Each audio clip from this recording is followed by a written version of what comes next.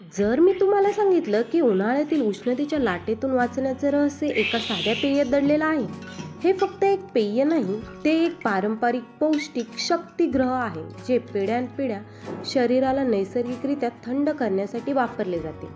हे स्वादिष्ट चवदार तहान भागणारे काही सेकंदात तयार करणे किती सोपे आहे यावर तुम्हाला विश्वासच बसणार नाही.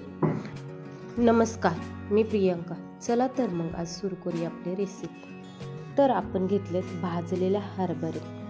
तर भाजलेल्या हरभऱ्यालाच आपण सत्तू असे म्हणतो. ज्याची भाजलेल्या हरभऱ्याची पूड बनवली ही सत्तू बनते. सत्तू शरीराचे तापमान कमी करते आणि उष्माघातापासून संरक्षण करते. तसेच उन्हामुळे येणारा थकवा दूर करून शरीरातील पाण्याची पातळी टिकून ठेवते. त्यानंतर आपण घेतले आहे थंड असे 2 ग्लास पाणी. त्यामध्ये आपण सत्तू म्हणजेच भाजलेल्या हरभऱ्याची पूड 2-3 चमचे घातलेली आहे. त्यानंतर आपण त्याचे गुठळ्या होणार नाही याची काळजी घेऊन ते छान असं मिक्स करून घेणार आहोत. तर सत्तूमुळे पचनास मदत करते. फायबर जास्त, प्रथिने आणि लोहाचे उत्तम स्रोत आहे.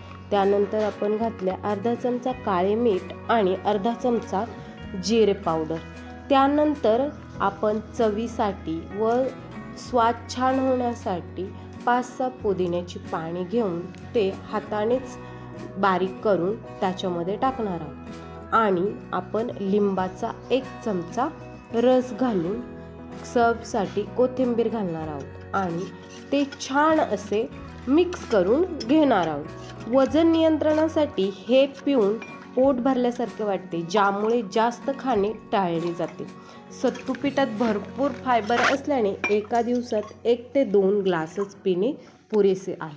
शक्यतो हा ज्यूस तुम्ही सकाळी पिला तर खूप छान होईल.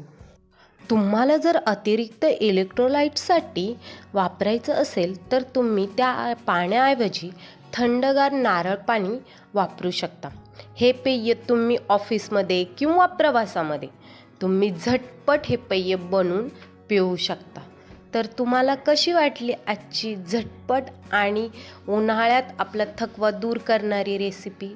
नक्की कमेंटमध्ये सांगायला विसरू नका आणि अशा छान छान रेसिपीसाठी सबस्क्राईब करायला विसरू नका. तर परत भेटूया. बाय.